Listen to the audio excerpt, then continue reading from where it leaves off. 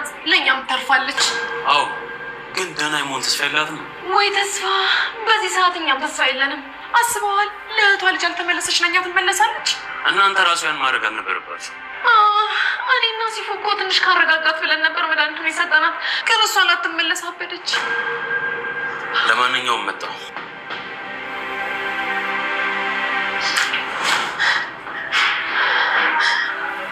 አንቺ ግን ምን አይነት እስስት ነሽ ምነው ምን ሰማሽ ምን ያልሰማሁታል በዚህ ያህል ሰው በሰው ህይወት መቀለድ ይችላል ለዚህ ስራሽ ዋጋሽን ታገኛለሽ ዛራ ተረጋጊ እንዳሰብሽው አይደለም እንዳሰብኩት ቢሆንማ ከአንቺ ጋር አንድ ቤት ውስጥ ባልተቀመጥኩ ነበር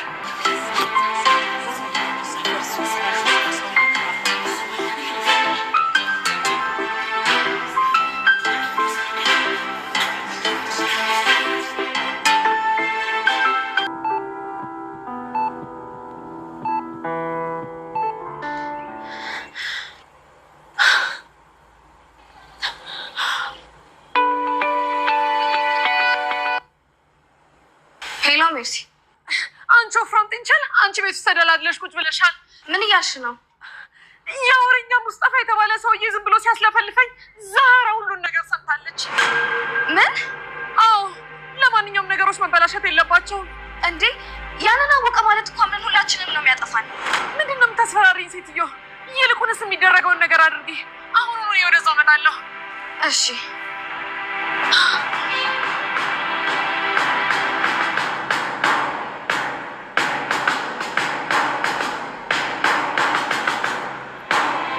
ወይኔ ሜርሲ አንቺ ማውራትሽን እስካላቆምሽ ድረስ ሁሉ ነገር መታወቁ አይቀርም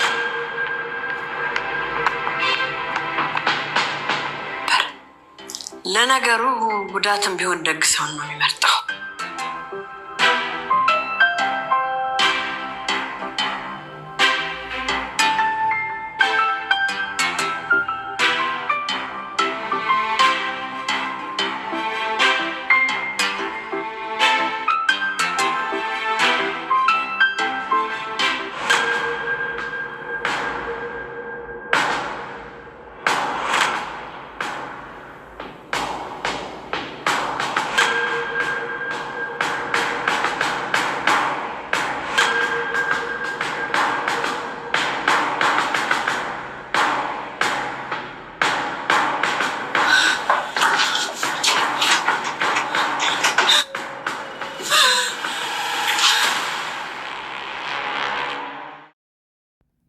አቶ አምነን አሁን ላይ የሕክምና እርዳታ እየተደረገለት እንመለከታለን። አምነን የደረሰበት ጉዳት ሆዱን በቢላ ቢቀደድም ነገር ግን ይህን ያደረገችበት ደግሞ አክስቱ ነበረች። አክስቱም ከራሷ ጋር ተጣልታ ሲሆን አሁን ላይ ቤቱ ተዘግቶባት እንመለከታለን። በአክስቱ የደረሰበት ጉዳት አሁን ጫና ስለፈጠረባትና ሰው መለየት ስለማትችል ያገኘችውን ሰው ሁሉ መጉዳት ነበር የምችለው። ታዲያ ይህንን ደግሞ መርሲንና ሲፈን ለዚህ ጉዳይ ተጠያቂ ናቸው። መርሲንና ሲፈን ይህን ሲያደርጉ ሰውነቷን እንደሚያሳክካት እንጂ ጭራሽ አብዳ ቤት ቁጭ እንድትል አልነበርም። እንዲሁም በዚህ ልክ ሰው መለየት አቅቷት ሰዎችን የምትጎዳ አልመሰላቸውም። አሁን ላይ ግን ባደረገችው ጉዳት እነሱም ለራሳቸው ፈርተው ቤቱን ሙሉ እንደሚጨርስባቸውና ለራሳቸውም ጥንቃቄ ማድረግ እንዳለባቸው ሲፈሩ እንመለከታለን። በዚህ ጉዳይ ላይ አምነን አሁን ላይ ሕክምና እየተደረገለትና በጥሩ ሁኔታም እንዳለ ዶክተሯ ትናገራለች። መርሲን እንደፈራችና የቅርቡ ዘመድ እንደሆነችም እሱ ያለ እኔ ያለ እሱ ማንም የለኝም በማለት ለዶክተሯ ትናገራለች። ዶክተሯም ይህ አይነት ፍቅር አይቻለቅም፣ በጣም የምታስቀኑ ናችሁ፣ ስለዚህ ፍቅራችሁን ያዝልቃላችሁ፣ ቢሆንም ለታማሚው ሲባል ደህንነታችሁን ራሳችሁን ማረጋጋት አለባችሁ በማለት የዶክተር ኃላፊነቷን ለመርሲን ትናገራለች። በነገራችን ላይ አልጋ ይጠባል ወይም ደግሞ ክላስ የለም ብለን እንጂ ሁላችንም በስጋት ላይ ነው ያለነው። ነገ ከነገ ወዲያ ሁላችንም መላ ቤተሰብ መጥቶ እዚህ ላይ የማገገሚያ ክፍል እንደሚያዝለት ምንም አይነት ጥያቄ የለውም በማለት ለዶክተሯ መርሲን ፍራቻዋን ትገልጽላታለች።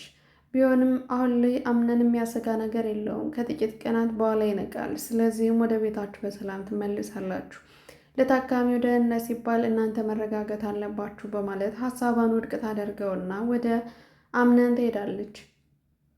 አምናን ጋር ከሄደች በኋላም የሚያሰጋ ነገር ምንም እንደሌለውና ከባድ ነገሮች ማንሳት እንደሌለበት የተሰፋለት ስፌት እስኪደርቅ ድረስ ራሱ መጠበቅ እንዳለበትና ወደ ቤቱን በቅርቡ እንደሚመለስ ከዶክተሩ ጥሩ ምላሽ ይሰማል። በዚህም ደስተኛ የሆነው አምነን አጠገቡ ላይ ፔሊን የማትለየው ብትሆንም ሲነቃና ፔሊን ብሎ መጥራቱ ግልጽ ነበረ። ቢሆንም ግን ደግሞ ፔሊን እቅዷን ሁሉ አሳክተዋለች። አሁን ላይ ፔሊን ከአጠገቡ ላይ ሆና የማረጋጋት ስሜትን እየሰጠችው ይገኛል። ታካሚው አምነንም እሷን ስላየ ፈገግታው የበለጠ ጨምሯል። አንቺ ነሽ መድኃኒቴ በማለት ለእሷ ፍቅሩን እየገለጸላትና እያሽኮረመማት እናያለን። ፔሊንም በጣም ደንግጬ ነበረ። በዚህ ልክ ደግሞ ራስህን መጉዳት የለብም፣ ተሎ አገግመው ወደ ቤት መመለስና ወደ ስራ መዞር አለብህ ትለዋለች። አምነንም የሚያስፈራ ነገር የለም፣ ነገር ግን ደግሞ አንቺ በጣም ብትንከባከቢ ከሆነ ብታመምስ ምን ችግር አለው? በጣም ነው ትንከባከቢኝ አደል ሲላት ሁልጊዜም ለዘላለሙ እንከባከባለሁ ትላለች። እንግዲያውስ ታመሜ እዚሁ መቅረት ነው የምፈልገው። አንቺ ካለሽልኝ ዓለምን እረሳታለሁ።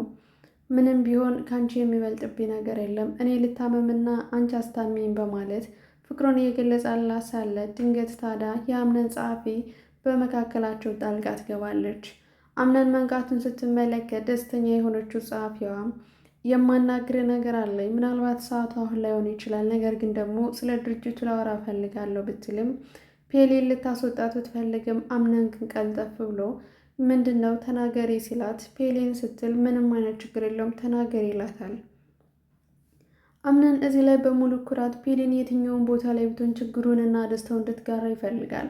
ከሷ ምንም አይነት ነገር መደበቅ የማይወደው አምነን አሁን ላይ ስለ ድርጅቱ ሲሰማ በጣም ይደናገጥና አሁኑኑ ቃልን ማናገር አለብኝ፣ ይሄ ነገር እንዲህ ሊሆን ቻለ የሚለው አሳሳቢ ሆኖበታል።